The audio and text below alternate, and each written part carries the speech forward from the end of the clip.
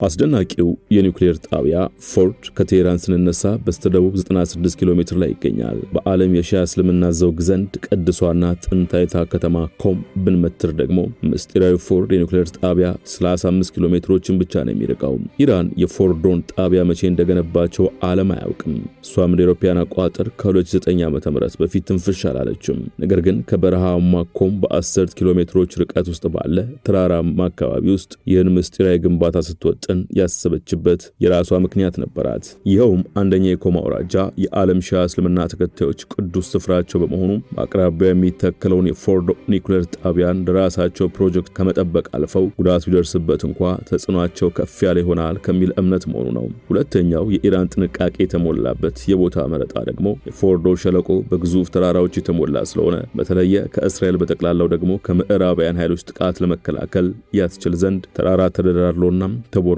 ከ80 እስከ 90 ሜትሮች የሚጠልቅ የምድር ውስጥ ግንባታዎች መገንባት አስፈላጊ ሆኖ ስለተገኘ ነበር። ይህን ያህል ጥልቀት ያለው የፎርዶ የምድር ውስጥ ግንባታ ከኢራን ዋነኛ የኒውክሌር ግንባታ ጣቢያ ናታንዝ አንጻር ሲታይ 4 እጥፍ የሚበልጥ መሆኑ ኢራን ለፎርዶ ጣቢያ የሰጠችውን ትኩረት ያሳየ ነው። በጥንታዊቷ የኮም ከተማ ተራራማ አካባቢ ተደብቆ ለኢራን የኒውክሌር ማብለያ ስራዎች አስፈላጊ የሆነ ስፍራ የሚገኘው የፎርዶ የኒውክሌር ጣቢያ ምንድን ነው? በትልቅነቱ እንግሊዝና ፈረንሳይን ከሚያገናኘው ዋሻ ይበልጣል ተብሎ የሚገመተውና እስራኤል በኢራን ሰማይ ላይ የበላይነትን አግኝቻለሁ እያለች ባለችበት በዚህ ሰዓት እንኳ ይህን የኒውክሌር ጣቢያን ለመምታት ሞክራ አቅም ያጣችበት ምስጢር ምንድን ነው የሚለው አሁንም ጥያቄ ሆኖ ቀጥሏል።